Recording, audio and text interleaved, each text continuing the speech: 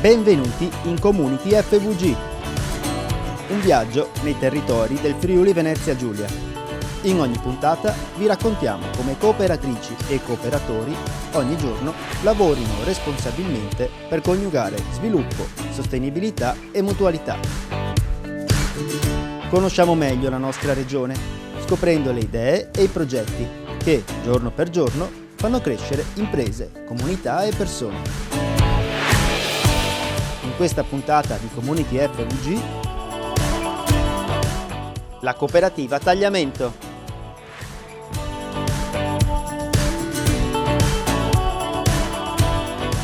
Viticoltura cooperativa, ne parliamo con Luca Rigotti.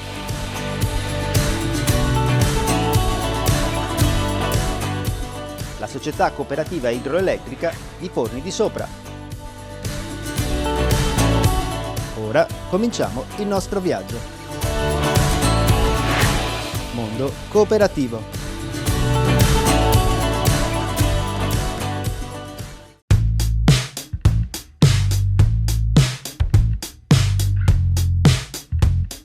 La cooperativa Tagliamento nasce nel 1996, diventa operativa nel 1997 per un'esigenza nella bassa friulana di operare nel settore delle pulizie.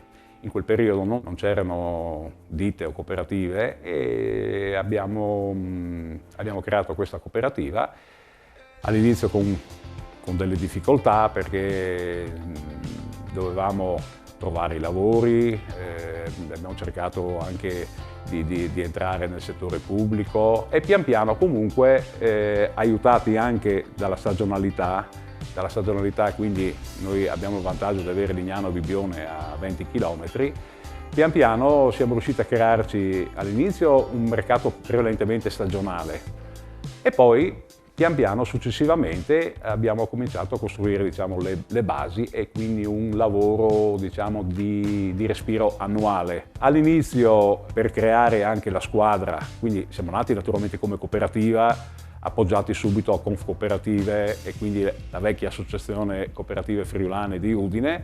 Abbiamo cercato del personale, quindi dei soci lavoratori che credessero anche nella cooperativa ed effettivamente siamo partiti con questa squadra, ma visto che c'era il problema del sentire cooperativa, che non era una cosa facile qui nelle zone, nei primi anni abbiamo avuto anche un notevole turnover a livello di personale. Poi pian piano, aumentati i lavori, si è stabilizzato anche il numero dei soci lavoratori e quindi abbiamo avuto un continuo crescendo. Ci sono stati dei momenti di difficoltà come in tutte le ditte cooperative, però siamo sempre riusciti a gestire e portare sempre i bilanci a posto in maniera che l'obiettivo principale era quello, come è adesso, ma era prima, ma è anche adesso, era quello appunto di remunerare tutta la compagine sociale e quindi tutti i soci lavoratori, riuscire a tenere a galla questa cooperativa. Magari questo non ci ha permesso di guardare più in alto, però si potrebbe anche definire come evitare il passo più lungo della gamba. E quindi questa gestione, direi oculata in questi anni, ci ha permesso in 25 anni di mantenere una realtà, se la compariamo ad altre cooperative, altre ditte, è logico che è piccola, però nel nostro settore, nella nostra zona, riusciamo sempre a lavorare e a fare dei buoni risultati.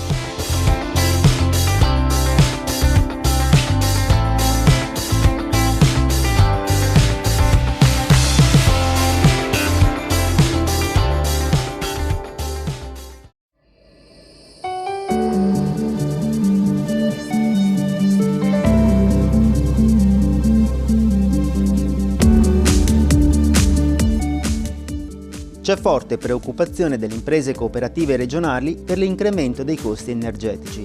L'allarme viene dal presidente di Confcooperative Friuli Venezia Giulia e portavoce dell'Alleanza regionale delle cooperative italiane, Daniele Castagnavitz. Gli aumenti vanno da 2 a 4-5 volte i costi abituali, a seconda del settore, con punte del più 346% per la bolletta del gas segnalata da alcuni nidi di infanzia, del più 137% per la bolletta luce delle cooperative della pesca, mentre in alcuni settori dell'agroalimentare gli aumenti arrivano anche a 4-5 volte i costi normali. con le situazioni più serie che si riscontrano per l'ortofrutta e il vitivinicolo e per il comparto cerealicolo. Passando al turismo, per l'inverno preoccupa anche il costo di riscaldamento di strutture ricettive quali gli alberghi diffusi. È estremamente importante supportare le imprese negli investimenti per il contenimento del consumo energetico o per l'autoproduzione, attraverso fotovoltaico o impianti a biomasse. Anche semplificando l'iter autorizzatorio, sottolinea il segretario generale di Confcooperative Friuli Venezia Giulia Nicola Gallois. Anche negli appalti pubblici, sottolinea Confcooperative, è necessario un ragionamento. Gli incrementi dei costi energetici non erano prevedibili al momento della formulazione delle offerte e di questo è necessario tenere conto. Nell'anno scolastico appena iniziato, gli studenti di 24 scuole del territorio hanno trovato ad attenderli in classe nuovi materiali didattici donati dai soci di Coop Casarsa, la grande cooperativa di consumo che opera nelle province di Pordenone, Udine e Treviso. Il tutto grazie al progetto Cari Soci Fatti Buoni Scuola, con i quali i soci della cooperativa hanno trasformato i propri punti fedeltà in donazioni per le scuole delle comunità che fanno riferimento ai supermercati del gruppo. Donazioni che sono state integrate dalla stessa Coop Casarsa per rendere ancora più corposa la dotazione tra confezioni di pennarelli, tempere, colle, risme di carta, altoparlanti wireless, schermo per proiezioni, chiavette USB, mouse, televisore LED e altro ancora. In totale sono state 305 le confezioni donate.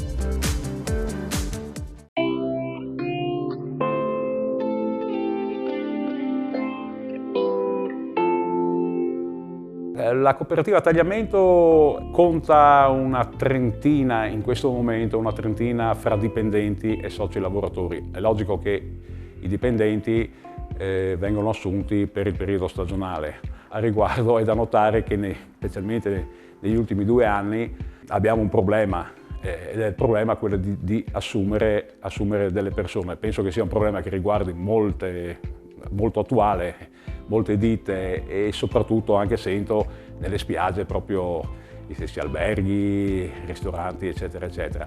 Se noi avessimo qualche persona in più potremmo anche dire di sì a dei lavori che purtroppo in questo momento non possiamo farli proprio per problematiche appunto del personale.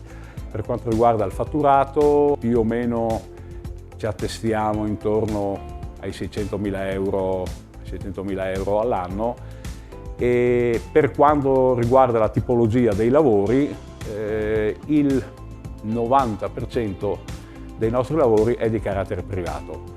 Abbiamo un paio di enti pubblici, ma questo non è stata una scelta. Noi siamo anche partiti con l'idea di entrare nelle gare, però ci siamo accorti negli anni che o ditte grosse che partecipavano e quindi potevano fare dei prezzi bassissimi, oppure non si riusciva con questi appalti a restare dentro nelle spese. Allora abbiamo giocoforza optato per il lavoro privato e per fortuna il nostro settore è composto dall'80% per le pulizie civili, sanificazioni di condomini e poi abbiamo ovviamente vari uffici, varie anche fabbriche, quindi al 90% il settore è quello privato.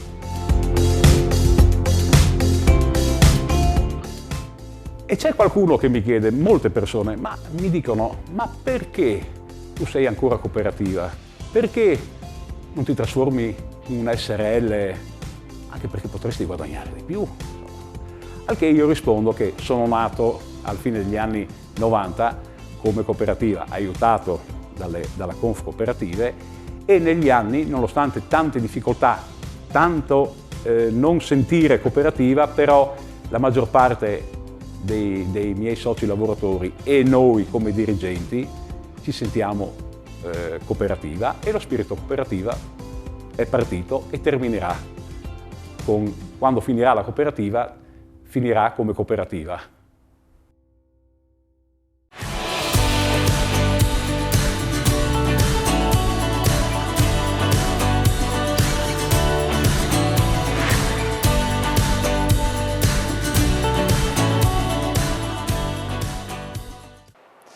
Salve a tutti, oggi siamo a Ramuscello dove abbiamo incontrato Luca Rigotti, il coordinatore del settore vino dell'Alleanza Cooperative Italiane. Dunque un osservatorio importante per capire la situazione attuale e dove sta andando, nonostante i tanti problemi, la cooperazione vitivinicola regionale. Presidente Rigotti, qual è l'attuale situazione e qual è il ruolo delle cooperative vitivinicole in Italia? Diciamo che come numeri dell'Alleanza delle Cooperative Vitivinicole siamo al 58% della produzione nazionale, con più di 400 cantine e quasi 5 miliardi di fatturato, per cui diciamo un grosso valore, un grande ruolo anche di responsabilità che la cooperazione vitivinicola ha a livello nazionale.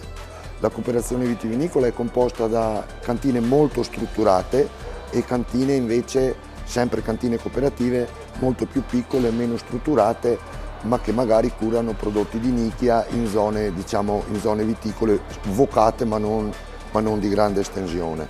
Diciamo che nel periodo passato, parlando di Covid, la cooperazione vitivinicola ha saputo giocare un ruolo molto importante, sicuramente più da parte delle cantine strutturate che hanno, diciamo, dei prodotti che vanno a occupare tutta la piramide della qualità, forniscono sia oreca, ristoranti, enoteche, ma anche GDO, grande distribuzione organizzata, e con quote di export che sono molto importanti. Ecco, queste cantine durante il periodo Covid, durante il lockdown, hanno performato veramente bene perché la GDO durante il periodo di chiusura e anche l'export hanno dato numeri di soddisfazione.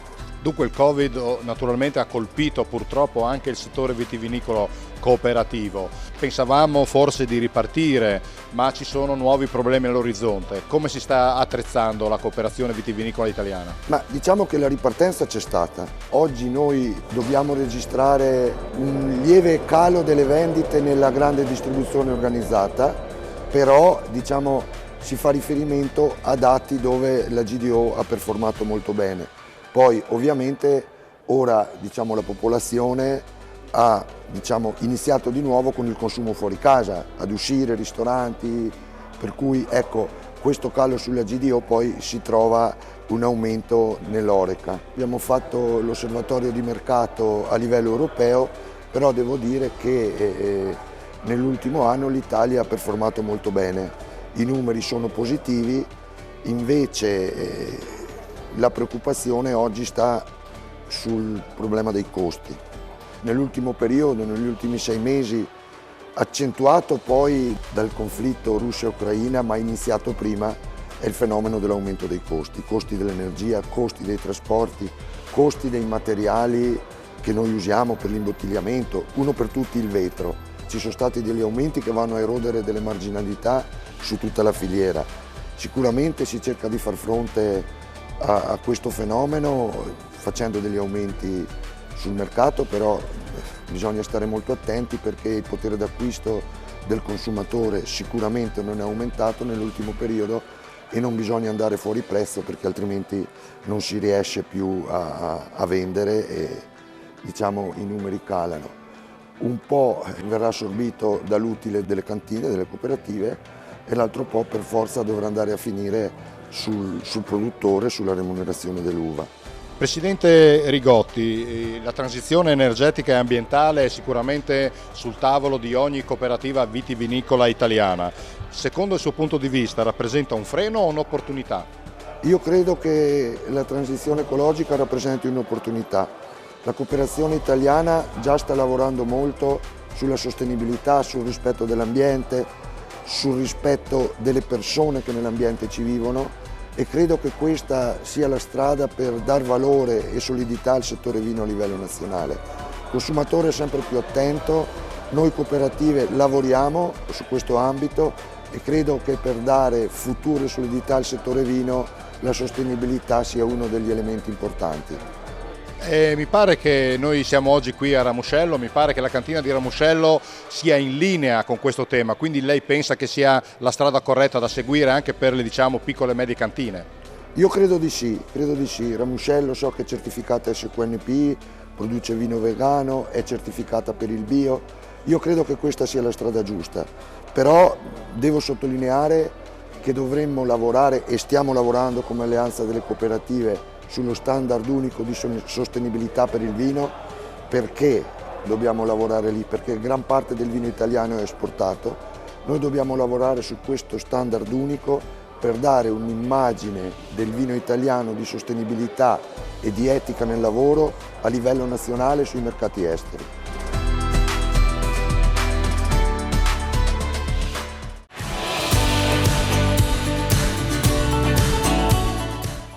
Fine della prima parte. Community FVG continua dopo la pubblicità.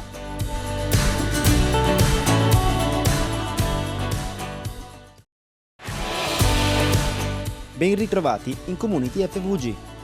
Riprendiamo con Mondo Cooperativo. Inizia la seconda parte.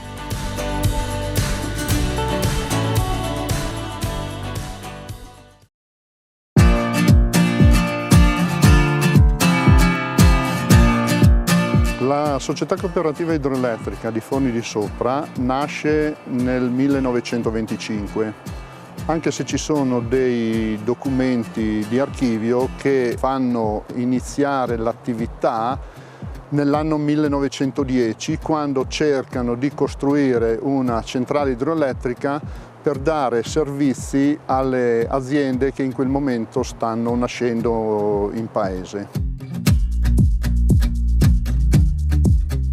La Società Cooperativa Idroelettrica è una società molto piccola, ha 3 dipendenti impiegati e 3 operai. Abbiamo più o meno un 500 soci che sono praticamente tutti capifamiglia di Forni di Sopra.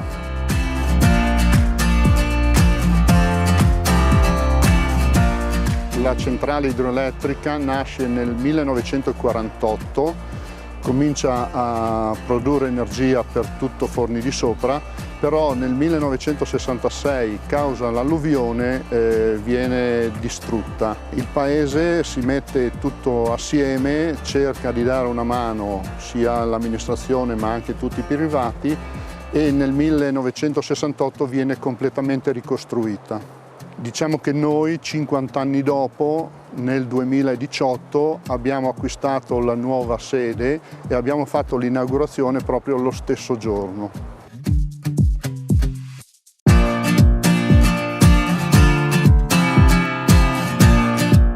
Negli anni 2018, con l'arrivo della tempesta Vaia, abbiamo avuto grosse difficoltà, infatti molte linee sono state buttate a terra completamente. Questo però da una parte ci ha anche aiutato nel pensare che bisognava cominciare ad interrare queste linee, per cui abbiamo fatto degli interramenti anche con grosso impegno da parte della società, però siamo riusciti a fare queste operazioni qui.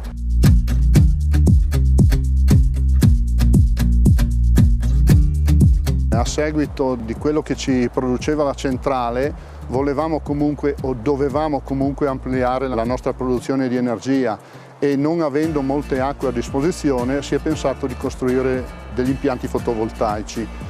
Infatti abbiamo 2 lotti di fotovoltaico da 200 kW l'uno e diciamo che la produzione annuale della idroelettrica è, mediante questa centrale, di 1,5 milioni medio di kilowatt all'anno e altri 500.000 kW prodotti dall'impianto fotovoltaico.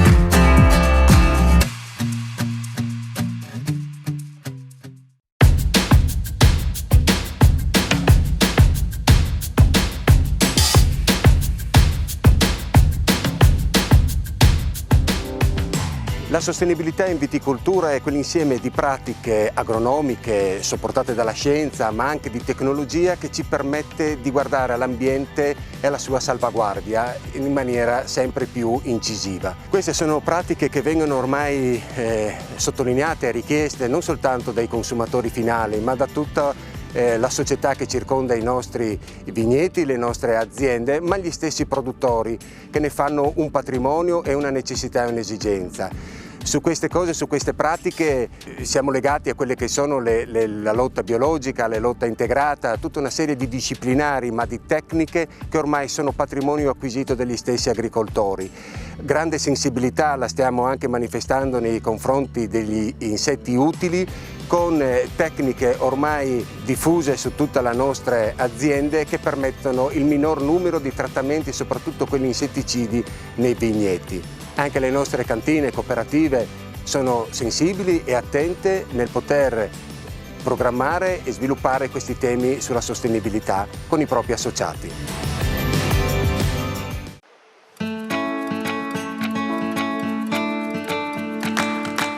Abbiamo avuto dei danni anche con le abbondanti nevicate di dicembre 2020, perché diciamo che la società ha circa 80 km di linea da gestire e viene gestita da un'altitudine di 900 metri dove c'è il paese fino a 2000 metri dove ci sono gli impianti di risalita del Varmost. E in effetti con la nevicata di dicembre abbiamo avuto 3 tralicci che si sono piegati con un grosso danno e adesso per il momento abbiamo fatto dei bypass e adesso appena andrà via la neve vedremo come dovremo operare anche in quel caso lì. Però diciamo che l'interramento delle linee è una delle nostre idee, perché più riusciamo ad interrare e meno problemi avremo nel futuro.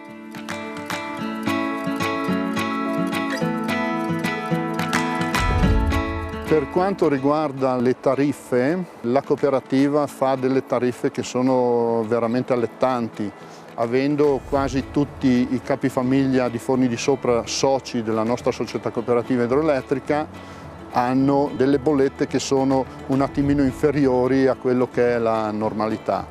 Inoltre, ad ogni bilancio, ad ogni fine anno, il Consiglio di amministrazione propone all'Assemblea i ristorni. Quindi sui nostri utili, una parte degli utili vengono restituiti ai soci, diciamo, andando a diminuire quelle che sono le bollette successive.